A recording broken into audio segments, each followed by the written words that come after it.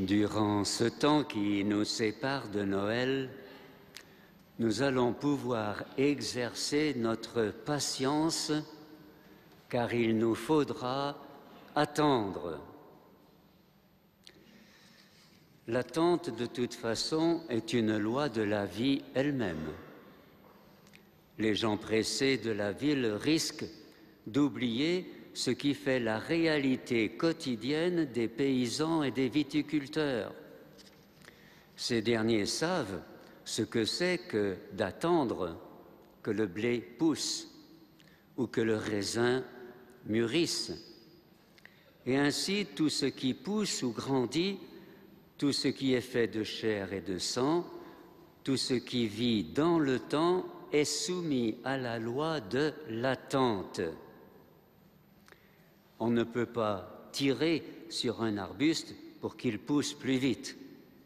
On ne peut pas forcer un enfant à mûrir plus rapidement. Et pour qu'une amitié s'approfondisse, pour qu'une communauté prenne consistance, il faut du temps.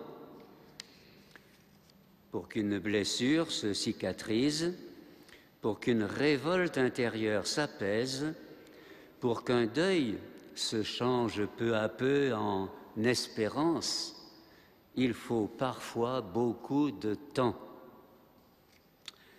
Si nous méprisons la loi du temps, si nous voulons brûler les étapes, si nous désirons assurer plus vite un plaisir immédiat, par le moyen de l'alcool ou de la drogue, nous nous retrouvons ensuite plus déçus et plus avides parce que nous n'avons pas su accepter cette loi et cette patience du temps à respecter. Le père Lourenço constate que les pauvres sont souvent condamnés à attendre. Plus on a faim, plus on a soif, et plus l'attente devient pénible, plus le temps paraît long. Avons-nous songé également avec quelle impatience le prisonnier attend la liberté, quel que soit le motif de son incarcération? Savons-nous toujours admirer l'obstination avec laquelle celui qui a été handicapé par un accident travaille à retrouver la maîtrise de tous ses mouvements quand c'est possible? Les bienfaits de l'attente permettent au désir de se creuser et de s'intensifier. Ils permettent l'effort persévérant et le combat soutenu jusqu'à la victoire. Ils permettent à une promesse de faire grandir l'amour et la confiance. L'attente doit se transformer en espérance pour atteindre sa vraie richesse. Toute l'attente du peuple de Dieu dans l'Ancien Testament est nourrie de l'espérance du Messie. La manière dont on attend purifie et approfondit notre confiance en Dieu. Car celui qui a fait une promesse, celui-ci a fait une promesse et nous sommes sûrs de voir la réalisation de cette promesse. Quant à la Vierge Marie, en qui se réalisera la promesse si attendue, elle résume en elle l'attente de tout un peuple et de nombreuses générations. Et voici qu'à partir de l'Annonciation, l'attente de Marie a en quelque sorte pris chair. Voici qu'elle attend un enfant. Elle attend la naissance du Sauveur, qu'elle porte déjà mystérieusement en elle. C'est l'attente de Marie qui sera le modèle de notre propre attente en ces semaines qui précèdent Noël. Car il nous faut croire fermement qu'à l'occasion de pareilles fêtes, le Seigneur nous réserve des grâces particulières. Il récompense notre attente active, notre préparation efficace. Alors vous me direz peut-être, mais Père, c'est bien gentil, mais je n'ai pas besoin d'attendre si longtemps pour recevoir le Seigneur. Je peux communier tout à l'heure. Je peux communier demain. Pourquoi attendre Noël?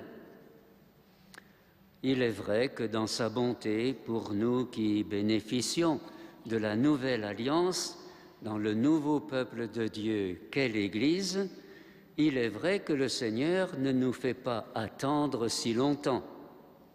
Le Christ s'est incarné une seule fois, une fois pour toutes.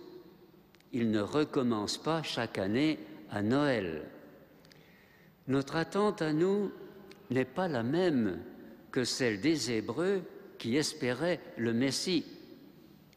Lorsque nous communions, nous recevons le Seigneur, mais pour un temps limité.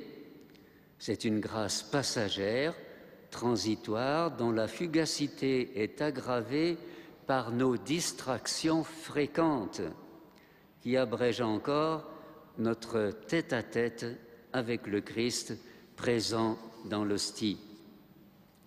En fait, nous attendons une possession du Seigneur plus durable, plus définitive, celle que nous souhaitons au moment de notre mort, celle qui sera consacrée à la fin des temps par la venue du Christ dans toute sa gloire. Ce temps de l'Avent, donc, symbolise notre attente de cette manifestation du Christ. C'est un temps de grâce qui nous donne de répondre activement au don qui nous a été fait. Alors que la Vierge Marie, que nous allons fêter le 8 décembre, met en nos cœurs cette patience et cette ardeur, ce désir et cet effort soutenu qui nous permettront de nous tenir sur nos gardes par rapport à Satan, de rester éveillés dans l'obscurité de notre foi et de prier avec confiance et amour celui qui viendra un jour récompenser la fidélité de notre espérance. Amen.